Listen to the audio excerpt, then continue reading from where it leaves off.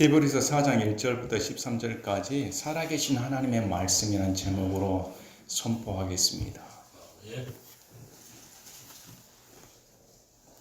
요즘 우한폐렴 때문에 사람들이 많이 고통받고 있습니다.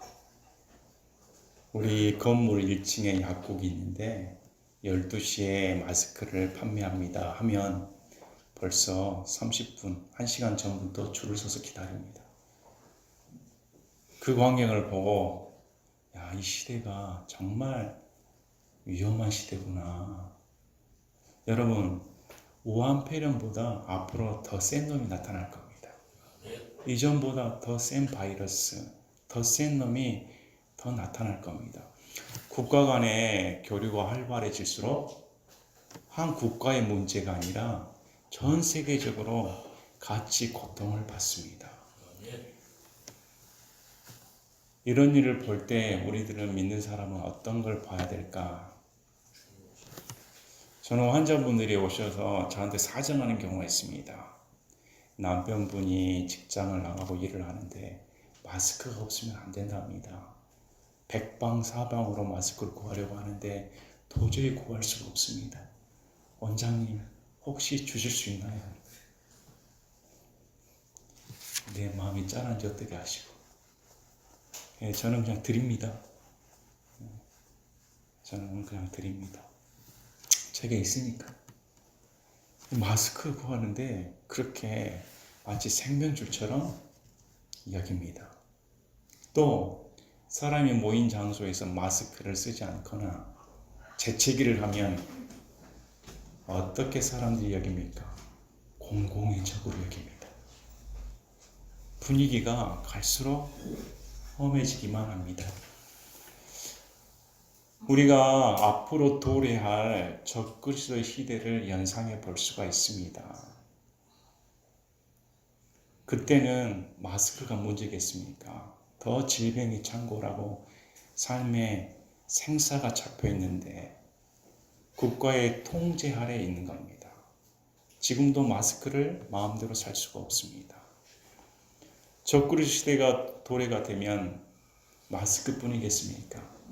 만약에 마스크를 원한다면 짐승의 표를 받아라, 경배하라 요구할 겁니다. 그러면 지금도 마스크를 사기 위해 저렇게 애를 쓰는데 그 상황 가운데 놓여지면 어떨까요? 비교할 수 없는 삶의 수준을 영위할 수가 없는데 과연 어떤 몇몇 사람이 나는 안 받겠습니다. 하나님께서 짐승의 표를 받으면 지옥 간다고 성경에 기록되었기 때문에 나는 내 생명을 내놓는 한이 있더라도 안 받겠습니다. 이 세상의 생명이 전부가 아니고 앞으로 도래할 천국과 지옥이 있기 때문에 나는 주의 명령대로 안 받겠습니다. 이렇게 굳은 결심을 하고 행동을 할 사람이 몇이나 있겠습니까? 지금 벌어지는 시대를 보면 앞으로 도래할 악한 시대의 모습을 상상해 볼 수가 있습니다. 1000분의 1, 10,000분의 1도 비교할 수가 없겠지요. 그래서 우리 믿는 사람은 이런 시대를 당할 때 마음을 겸비해야 됩니다. 나라의 위정자도 고통을 받고 정부도 고통을 받습니다.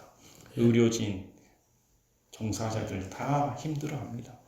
국민들도 다 힘들어합니다. 모두가 다 힘들어합니다. 그래서 믿는 사람은 때가 가깝다, 때가 더 악해져 간다. 이럴수록 우리가 마음 가운데 하나님 중심으로 살아야겠다. 더 다짐해보는 계기가 됩니다.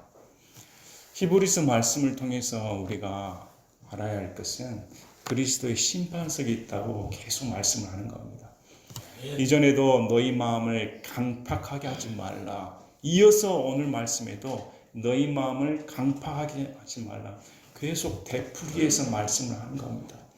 믿는 자라고 해서 애가 아니라는 겁니다. 우리가 신앙생활 열심히 한다고 해도 순식간에 하나님을 떠나 하나님을 배반하며 거역하며 입술로 부인하기까지 합니다. 이럴 때 너희는 마음을 강팍하게 해서 안 된다. 반드시 너희 인생의 결산을 할 때가 도래한다는 겁니다. 전에 말씀을 드린 것처럼 구원만 강조하면 기복신앙에 빠집니다. 그래서 그 구원이 진짜인가 한번 생각해 봐야 되는 겁니다. 왜냐? 구원이라는 것은 단순한 죄사함만 말하는 것이 아닙니다. 예수님께 속하는 겁니다. 예수님의 소유물이 되는 겁니다. 내 생각에서 떠나는 겁니다. 세상의 가치관과 결별하는 겁니다.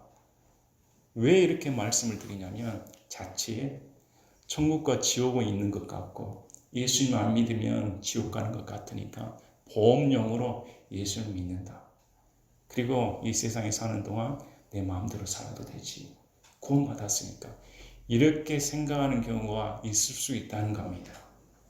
또 성화에만 중점적으로 두면 어떻게 될까요? 그렇지. 내가 이만큼 노력을 하고 믿음 신앙을 하니까 천국 갈 자격을 얻는 거야. 자기의에 빠져버립니다. 절대로 구원을 우리 스스로 유지시킬 수가 없습니다. 그것은 논리적으로 맞지는 않습니다. 처음부터 구원받은 것이 내 행위나 내 의나 내 처지로는 불가능한 것이었기 때문입니다. 그런데 구원받았는데 그 구원을 유지시키고 있다는 것은 처음 구원을 멸시해버리는 겁니다. 성화만 강조한 사람도 그 구원이 정말 어떻게 받았는가 생각해 봐야 되는 겁니다. 하나님의 은혜로 받은 구원인가 아니면 그 구원이 자신의 의로 행위로 해서 얻은 구원이라고 착각하고 있는가.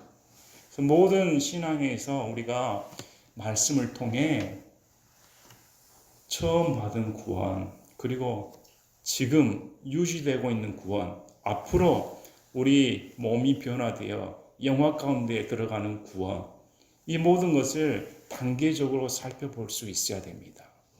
또 처음 받은 구원, 성화, 영화의 단계가 있는 것을 구분하고 이해할 수 있어야 됩니다. 히브리서에 보면 자꾸 안식에 들어가는 말씀이 나옵니다. 이미 구원받아 안식에 들어갔는데 왜 또 안식에 들어가라고 합니까?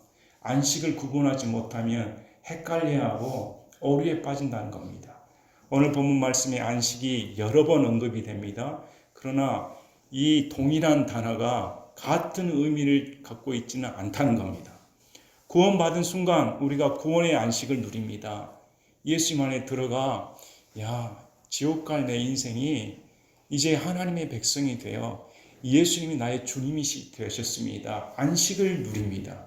그런데 신앙생활 하면서 하나님 앞에 올바로 살지 못하고 죄에 빠지면 다윗처럼 하나님의 성령을 충만을 받고 하나님의 사람으로 인정받는 다윗도 간음의 죄, 살인의 죄에 빠져버립니다. 그래서 하나님과의 교제가 단절돼 버립니다. 안식이 없는 겁니다. 믿는 자가 그렇다는 겁니다. 믿는 자가 자신의 죄를 살피고 회개하고 하나님 앞에 돌이키지 아니하면 내 마음에 하나님이 주신 평강이 사라져 버립니다. 이런 삶 가운데 안식은 성화의 과정으로서 성경에서는 너희가 힘써야 된다. 힘써서 안식에 들어가야 된다. 여러분 구원받은 안식은 힘써서 들어가는 것이 아닙니다. 하나님이 거저 주시는 선물입니다. 그러나 성화에 따른 안식은 우리가 거저 받는 것이 아닙니다. 여러분의 신실함에 달려있는 겁니다. 여러분의 행동에 달려있는 겁니다. 그래서 성경에서는 힘써라, 멍에를 메라, 애써라, 수고해라, 다름질쳐라, 싸워라 이렇게 믿는 자들에게 명령을 하는 겁니다. 그 다음에 안식이 있습니다. 미래의 안식입니다. 미래의 안식은 우리에게 행위를 요구하지는 않습니다. 그냥 주어진 처음 안식처럼 구원의 안식처럼 주어진 선물입니다. 우리는 그걸 약속으로 받았습니다. 우리가 죽으면 저 천국에서 예수님과 함께 영화로운 삶을 누리게 됩니다. 그리스도의 몸과 같은 영광스러운 몸으로 변화되어 이 세상의 슬픔, 눈물은 작별하고 영원한 기쁨과 환희 속에 살게 되는 겁니다. 영화롭다. 이것은 우리의 행위와 상관없이 하나님께서 주신 미래의 약속입니다. 그래서 안식이 세 종류가 있다는 겁니다. 처음 구원받을 때 안식, 그리고 이 세상에서 누려야 할 안식, 그리고 저 천국에서 영화로운 삶을 살게 될 안식이 있습니다. 이 세 가지 안식을 잘 구분해야 본문 말씀을 보시면서 사도 바울이 어떤 안식에 대해 지금 말씀하고 있는가 잘 살펴봐야 오해가 생기지 않습니다. 조금이나마 이해가 되십니까? 조금이나마 이해가 되셔야. 제가 참고한 책은 D.L.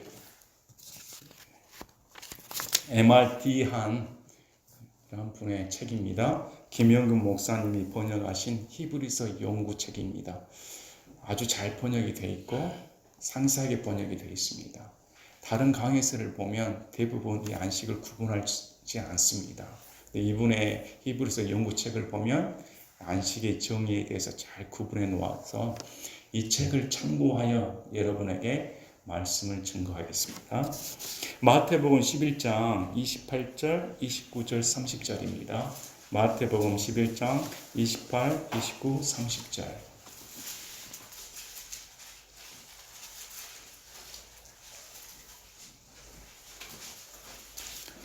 수고하고 무거운 짐진 모든 자들아 너희는 내게로 오라 내가 너에게 안식을 주리라.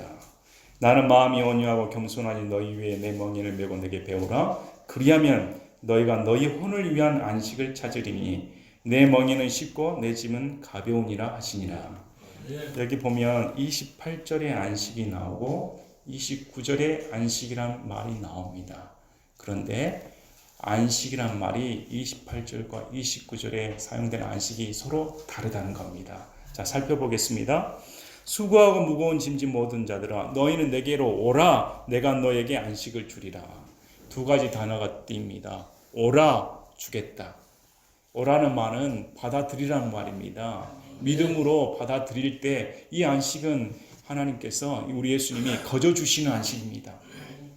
이것은 구원의 안식인 겁니다. 거저주는. 그런데 29절에는 나는 마음이 온유하고 겸손하니 너희 위에 내 멍에를 메고 내게 배우라. 배우라는 겁니다. 안 믿는 사람이 배울 수는 없는 겁니다. 믿고 구원받은 사람이 배우는 겁니다. 배우면 너희가 너희 혼을 위한 안식을 찾으리니.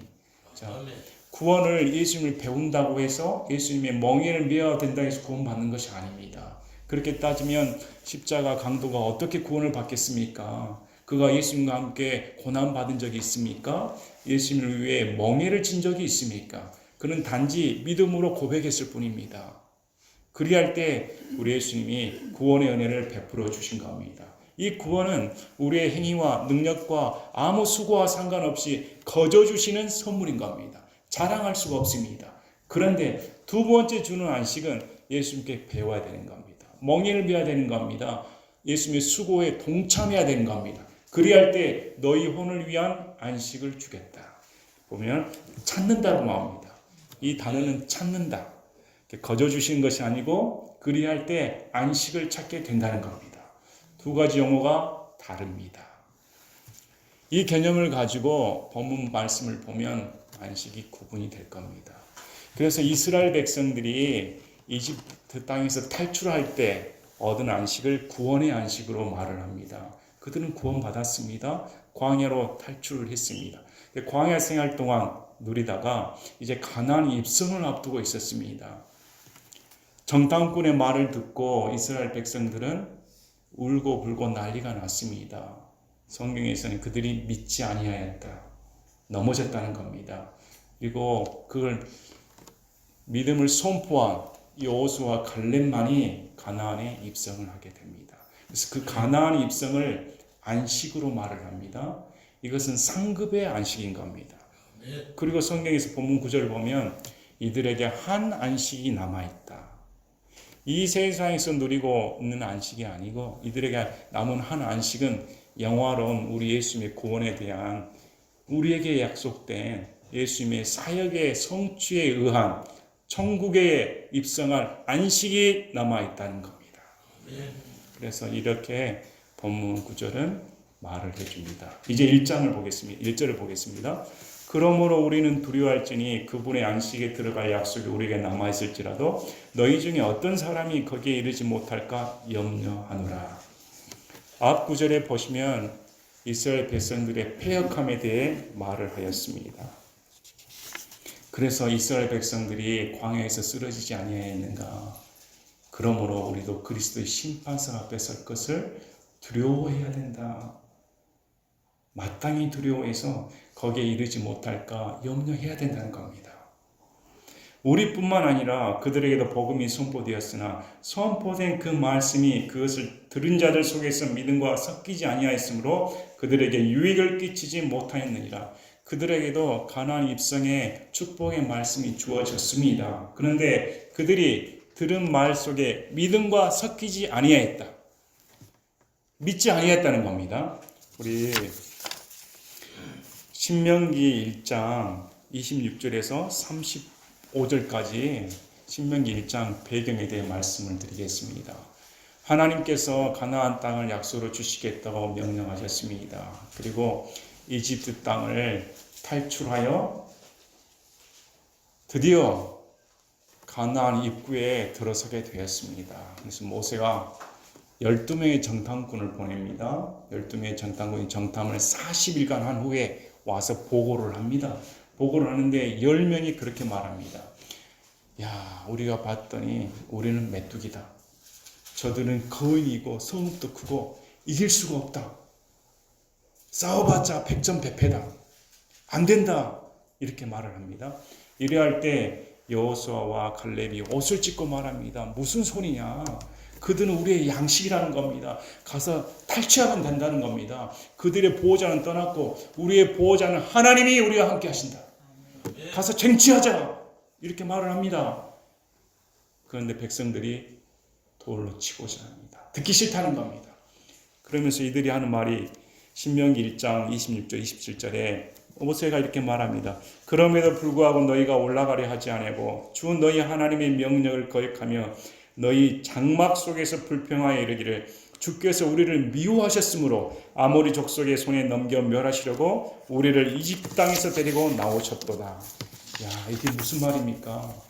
하나님이 자신들을 이집트 땅에서 죽게 내버려 준 게 아니라 미워해가지고 이제 죽이시려고 광야 땅까지 데리고 왔다는 겁니다. 사람이 이렇게 변해버립니다. 찬양하던 입술이 완전히 하나님을 원수로 여겨버리는 겁니다. 민수기 14장 1절, 2절, 3절을 보면 이에 온 회중이 목소리를 높여 부르짖으며 백성이 그 밤에 울었더라. 온 이스라엘 자손이 모세와 아론에게 불평하며 온 회중이 그들에게 이르되 우리가 이집트 땅에서 죽었더라면 좋았으리라. 우리가 이 광야에서 죽었더라면 좋았으리라.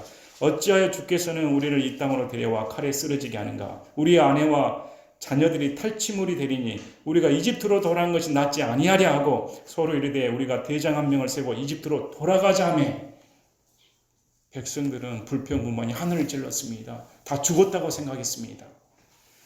그래서 신명기 1장 32절에 이 일에서 너희가 주 너희 하나님을 믿지 아니하였도다.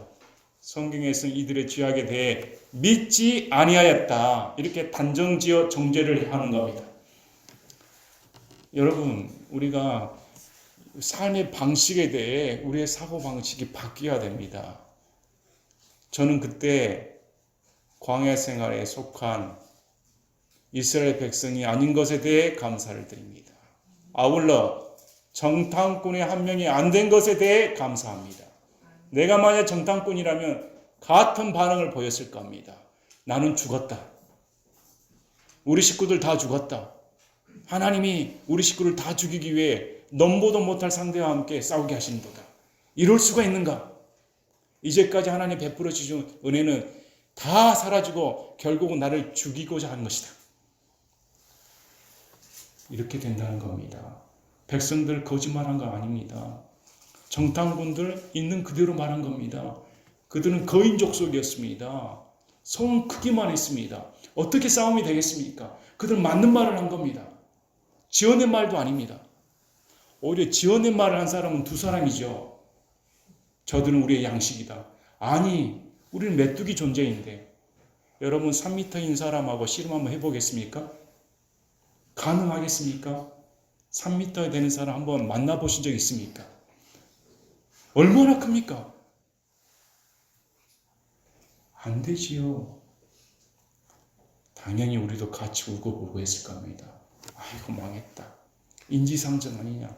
근데 두 사람이 저런 헛소리를 하니 돌로 쳐야겠다. 가서 죽자고. 여러분, 인간이 보는 눈하고 하나님께서 보시는 관점이 이렇게 다르다는 겁니다. 우리는 때로 이렇게 생각할 겁니다. 아니 하나님 그거 당연한 거 아닙니까? 하나님께서 가셔가지고 다 물려주신다면 그냥 입성하겠습니다. 근데 싸워야 되지 않습니까? 죽을 것 뻔한데요. 우리 형편 아시지 않습니까? 우리가 거짓말합니까? 이 고생하고 지금 쫓아왔는데 못에 따라왔는데 이제 그들을 보니 다 죽었다. 이렇게 생각하는 것이 당연한 거 아닙니까? 당연한 생각입니다. 근데 성경에서는 너희가 나를 불신했다. 믿지 아니하였다. 그래서 믿음은 우리 인정하고 상관없는 겁니다. 믿음은 우리 형편하고 상관없는 겁니다. 그래서 여러분 착각하지 마시길 바랍니다. 여러분의 삶을 동정하는 것이 아닙니다. 믿음은 우리에게 동정을 요구하지는 않습니다. 믿음은 하나님만 바라보는 것입니다. 아멘. 상황과 상관없이 하나님께서 우리와 함께 하신다. 아멘. 그것이 믿음이라는 겁니다. 그래서 하나님과 함께 하신다는 믿음이 있으면 모든 상황을 뛰어넘어 버립니다. 하나님께서 그렇게 교육을 시켜 주셨습니다. 너희를 압제하는 이집트 군인들 너희 눈앞에서 수장시켜 버렸다. 그리고 광야 생활하는 동안 내가 너희와 함께하는 것을 기적으로 다 체험하게 해줬다. 이 정도면 당연히 하나님이 너희와 함께 하신다는 사실을 믿어야 되지 않느냐. 여호수아와 갈렙은 하나님의 우리 보호자로 말을 합니다. 그분 우리를 떠나지 않는다고 말씀을 합니다. 그러나 저희의 보호자는 떠났다. 하나님이 함께 하시니 가서 쳐 부수자는 겁니다. 여러분 우리에게 이런 믿음이 있으시길 바랍니다. 그래서 하나님께서 이런 믿음이 없으면 그리스도의 심판서 앞에서 설 때 부끄러움을 당한다는 겁니다. 세상 가운데 다 쓰러져 넘어져 버린다는 겁니다. 우리가 이걸 알고 우리가 가나안 안식 상급을 받는 것 또한 믿음이 있는 사람이 쟁취할 수 있다는 것을 보여줍니다. 아멘. 그래서 그것을 들은 자들 속에서 믿음과 섞이지 아니하였으므로 그들에게 유익을 끼치지 못하였다. 가나안 약속을 받는다 이렇게 들었음에도 불구하고 그것이 믿음으로 역사가 일어나지 않았다는 겁니다. 여러분 믿음으로 사십니까? 정말 하나님께서 여러분과 함께 하심을 믿으십니까? 정말로 이 세상이 끝장이 나고 앞으로 그리스도의 심판이 있으며 하나님께서 이 세상을 멸절시킨다는 사실을 믿으십니까? 여러분의 인생이 죽음으로 끝나지 않고 죽은 후에 하나님과 함께 영원한 삶을 얻게 되는 것을 믿으십니까? 믿는다면 그 믿음이 실제 생활에서 드러나야 되는 겁니다. 말로만 한 게 아니라 지금 내 삶이 어렵고 세상이 어수선하고 가정 환경이 어렵고 직장 생활이 어렵고 이것을 불평불만할 것이 아니라 하나님께서 나의 보호자가 되시기 때문에 하나님이 능히 나에게 승리를 주신다. 이것이 실제적인 믿음의 생활이 되어야 된다는 겁니다. 이미 믿은 우리는 안식에 들어가나니 이것은 세상의 창건 이후로 그 일들이 완성되었음에도 불구하고 그분께서 이르시기를 내가 진노하여 맹세한 것 같이 그들이 내 안식에 들어오려면 믿어야 하리라 함과 같으니라. 그러면 이것은 구원의 안식이 아닌 겁니다. 상급의 안식인 겁니다. 그들이 가나안 안식에 들어오려면 믿어야 된다는 겁니다. 4절 창조 역사를 말씀하시면서 창세기 2장 2절 말씀을 언급하시며 안식일에 대해 사도 바울이 말씀을 합니다. 그래서 우리 하나님도 일을 하셨다는 겁니다. 우리 하나님도 일을 하신 후에 일곱째 날에 안식을 하셨다. 하물며 믿는 사람들도 구원받은 사람입니다. 구원받은 사람도 저 천국에서 상급을 누리며 안식을 누리기 위해서는 하나님도 6일 동안 수고하신 것처럼 일하신 것처럼 마땅히 믿는 자도 수고해야 된다는 겁니다. 그래서 구원의 안식 외에 미래의 약속 외에 그냥 주어진 것은 없습니다. 노력해야 되는 겁니다. 성경에서는 땀을 흘린 만큼 보상받는다는 겁니다. 성경의 법칙입니다. 씨를 뿌린 자가 거둔 것처럼 무엇으로 뿌렸냐에 따라 우리가 그대로 받는 겁니다. 악한 행위로 하면 악한 처벌을 받습니다. 공정하지 않습니까? 선한 행위로 하면 선한 대가를 받게 되는 겁니다. 하나님은 공정하신 분입니다. 공평하신 분입니다. 5절에 또다시 이 대목에서 그들이 내 안식에 들어오려면 믿어야 하리라 하셨느니라. 그렇습니다. 이게 가나안 안식에 들어오려면 믿어야 되는 겁니다. 6절에 그러므로 어떤 사람이 반드시 그 안식에 들어가야 하느니 남아있는 줄 알거니와 처음에 복음 선포를 받은 그들은 믿지 아니하여 들어가지 못하였으므로 동일한 말씀을 하고 있는 겁니다. 그런데 7절 말씀을 보시기 바랍니다. 또다시 그렇게 오랜 시간이 지난 뒤에 그분께서 다윗에게 그래서 오늘이라 말씀하심이 어떤 날을 한정하시나니 그것은 곧 오늘 너희가 그분의 음성을 듣거든 너희 마음을 강팍하게 하지 말라 하고 말씀하신 바와 같도다. 자, 7절에 만약에 가나안 안식으로 끝나버렸다면 왜 또 다른 안식에 대해 다윗이 말을 하고 있는가? 오늘 한정 지으며 강파하게 하지 말라고 다시 말할 필요가 있는가? 왜 그럴까요? 안식이 하나 더 남아있다는 겁니다. 만일 예수가 그들에게 안식을 주었다면 그분께서 그 뒤에 다른 날을 말씀하려 하지 아니하셨으라. 자, 여호수아 21장 43, 44, 45절입니다. 여호수아 21장 43, 44, 45절.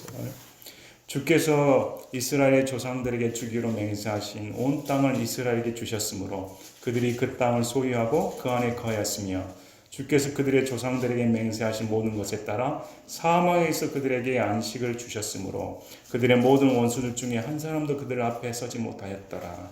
주께서 그들의 모든 원수들을 그들의 손에 넘겨주시매 주께서 이스라엘 지도에 말씀하신 선한 일이 하나도 빠지지 않고 다 이루어지니라. 여호수아 21장 44절에 안식이라는 단어가 나옵니다. 이것은 가나안을 쟁취하여 가나안에서 누리는 안식을 하나님께서 주셨다고 말씀하셨습니다. 그래서 사도 바울이 말을 하는 게 그때 예수는 헬라어로 여호수아를 예수로 말씀하는 겁니다. 그래서 여기 예수는 우리 예수님이 아니고 여호수아를 말하는 겁니다. 그래서 여호수아가 안식을 주었다고 성경에 말을 하는데 그 안식이 전부였다면 왜 다윗이 한 번 더 너희 마음을 오늘 강파하지 말라 이렇게 말할 필요가 있었겠는가? 그 가나안 안식 외에 한 안식이 더 있다는 겁니다. 이게 미래의 안식입니다. 예수님의 구원의 십자가 구속의 은혜에 따른 우리에게 약속된 천국에서 영화로운 삶의 안식이 남아있다는 것을 성경에서 말을 해주고 있다는 겁니다. 그래서 다윗은 오늘이라고 한정을 합니다. 다윗이 시대에 오늘이라 말을 했고 그 전 400년 전에도 오늘이라 말을 하고 다 오늘이 시대와 상관없이 지금도 오늘 이렇게 말씀하는 겁니다. 지금도 오늘 교회에서 너희 마음을 강팍하게 하지 말라 이렇게 명령을 내리는 겁니다. 그러므로 하나님의 백성에게는 한 안식이 남아있도다. 그분의 안식에 이미 들어간 자는 또한 하나님께서 자신의 일들을 그치신 것 같이 이미 자기 일들을 그쳤느니라.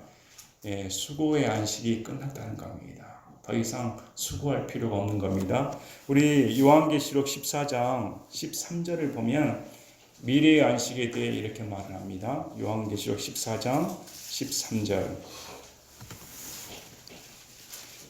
또 내가 들으니 하늘로부터 한 음성이 나서 내게 이르시되 기록하라. 이제부터 주 안에서 죽는 자들은 복이 있도다 하시매 성령께서 이르시되 그러하다. 이것은 그들의 수고를 그치고 안식하게 하려 함이니 그들의 행위가 그들을 뒤따르로다 하시더라. 행위에 따른 보상과 함께 이제 이 세상의 수고가 마치고 우리 주님과 함께 영원한 안식을 누리게 됐다는 겁니다. 누구 때문입니까? 예수님 때문입니다. 예수님의 십자가의 구속의 은혜로 우리에게 이런 영원한 안식이 주어졌다. 이렇게 성경은 말씀을 합니다. 그래서 11절에 사람들이 왜 이런 지금 말씀을 전하는데 뜬금없이 하나님의 말씀에 대해 나올까? 이렇게 생각할 수가 있습니다. 지금 계속 안식 말씀을 하고 있는데 11절에 그러면 우리가 저 안식에 들어가도록 힘쓸지니 이것은 아무도 그 믿지 아니하던 동일한 본을 따라 넘어지지 아니하게 하려 함이라 하고 12절에 하나님의 말씀은 이렇게 기록되어 있는데 보시는 바와 같이 지금 사도 바울이 증언하는 것은 믿는 자라고 해서 이 세상 가운데 헌신하지 않으면 안 된다나 이렇게 히브리 믿는 사람들에게 전하고 있는 겁니다. 그래서 저 안식에 들어가도록 꾸준히 힘써야 된다. 우리 수고를 마치고 안식하는 날이 남았기 때문에 이 세상 사는 동안 부지런히 힘써라. 그리고 12절에 힘써야 하는 이유가 있습니다. 하나님의 말씀은 살아있고 권능이 있으며 양날 달린 어떤 것보다도 예리하여 혼과 영과 및 관절과 골수를 찔러 둘로 나누기까지 하고 또 마음의 생각과 의도를 분별하는 분이시니 그분의 눈앞에서 드러나지 아니하는 창조물이 하나도 없고 모든 것이 우리와 상관하시는 그분의 눈에 벌거벗은 채 드러나 있느니라. 하나님의 말씀에 대해서 나옵니다. 하나님의 말씀을 두려워해야 된다는 겁니다. 근데 여기 보면 이 하나님의 말씀이 사람입니다. 인간입니다. 인격체입니다. 하나님이십니다. 하나님의 말씀은 하나님입니다. 하나님은 하나님의 말씀입니다. 요한계시록 19장 13절에 그분의 이름은 하나님의 말씀이라 부르느니라. 우리 예수님이 하나님이십니다. 사람과 동시에 하나님이시며 그분의 이름이 하나님의 말씀입니다. 이 하나님의 말씀은 세 가지 특성이 있습니다. 살아있다. 우리는 지금 살아있는 하나님의 말씀을 보는 겁니다. 꿈틀꿈틀 거린다는 겁니다. 역동적인 거랍니다. 그래 이 말씀이 권능, 파워풀하다. 능력이 넘친다는 겁니다. 하나님의 말씀은 어떤 세상적인 사람, 인간의 말보다 능력 있는, 권능 있는 말씀입니다. 그리고 세 번째가 양날 달린 어떤 곰보다 예리하다. 칼의 특성을 갖고 있다는 겁니다. 양날 달린 곰보다 한쪽 날만 해도 베기 쉬운데 양날 달려있으니 조금만 돼도 싹 비어져 버린다는 겁니다. 그렇게 예리하다. 왜 이 말씀을 주시냐면 지금 여러분의 삶과 행동을 그날의 심판석 앞에 섰을 때 다 밝아버리기 때문에. 지금 우리는 숨겨져 있습니다. 여러분의 마음 우리도 잘 모르지 않습니까? 어떤 의도로 하나님을 섬기는지, 어떤 생각으로 교회를 나오는지, 과연 하나님 앞에 어떤 삶으로 헌신하고 있는지 우리는 내 자신을 속이기가 쉽습니다. 그런데 그날에 서면 속일 수가 없다는 겁니다. 이 하나님의 말씀이 날카로워서 우리의 모든 생각, 의도, 영, 혼, 관절, 골수까지 다 발라버린다는 겁니다.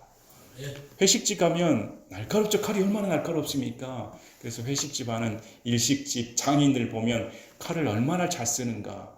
야, 예술입니다. 그 파닥파닥 나는 생선을 싹싹 바르죠. 그리고 우리가 먹을 수 있게 딱 한 접 줍니다. 얼마나 미세하게 잘라내는지. 그런데 하나님의 말씀이 더하다는 겁니다. 다 우리의 모든 것을 분해시켜버린다는 겁니다. 얼마나 무섭습니까? 그래서 교회는 솜방망이 말씀을 들으러 온 것이 아닙니다. 교회는 달콤한 사탕 발린 말을 하는 것이 아닙니다. 오늘날 저뿐만 아니라 기도하는 목사들, 깨어있는 목사들, 깨어있는 성도들은 오늘날 교회 형태를 볼 때 가슴 아파할 겁니다. 어떻게 성도들을 가르치고 있을까? 성도들은 무엇을 위해 기도를 할까? 어떤 교회에서는 과연 목사가 하나님 말씀을 선포하고 있는가? 아니면 공연을 하고 있는가? 어떻게 공연을 하면서 감성벌이 하니까 그 수천 명 되는 성도들이 눈물을 흘리며 감동받았다고 합니다. 우와, 어떻게 저럴 수가 있을까? 하나님의 말씀이 아닌데 감동받았다고. 세상 얘기를 하는데 감동받았다고. 세상 음악에 감동을 받았다니.